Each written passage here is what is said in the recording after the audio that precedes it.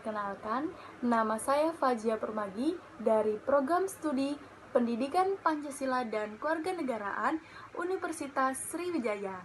Video ini saya buat untuk memenuhi tugas mata kuliah pengembangan media pembelajaran dengan dosen pengampu Dr. Anda Umi Khotimah MPD PSD dan Mariani SPD MPD.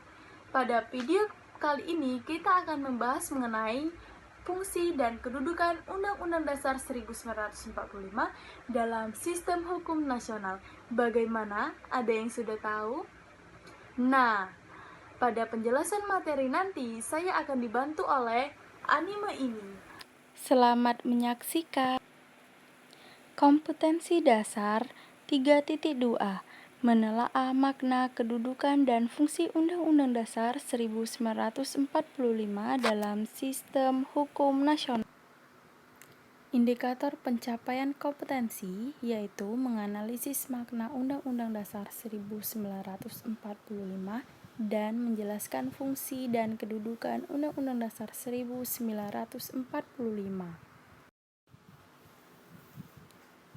Tujuan pembelajaran dapat memahami makna, fungsi, dan kedudukan Undang-Undang Dasar 1945 dalam sistem hukum nasional dengan baik dan tepat. Baiklah, pada pertemuan kali ini kita akan membahas mengenai yang pertama, fungsi Undang-Undang Dasar 1945 dalam sistem hukum nasional, dan yang kedua, kedudukan Undang-Undang Dasar 1945 dalam sistem hukum nasional.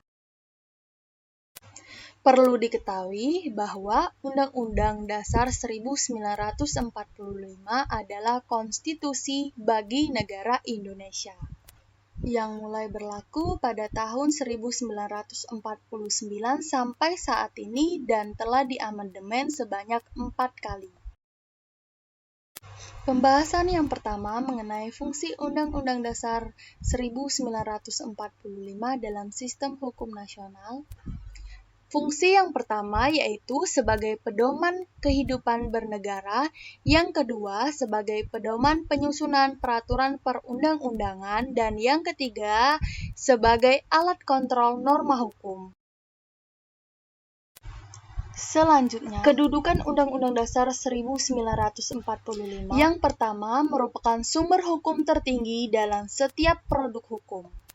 Yang kedua, menempati urutan tertinggi dalam hierarki peraturan perundang-undangan yang berlaku di Indonesia.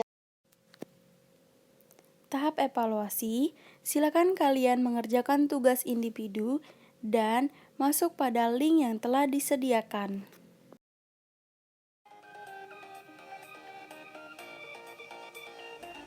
Baiklah, itulah materi kita pada hari ini. Silakan melanjutkan kegiatan selanjutnya.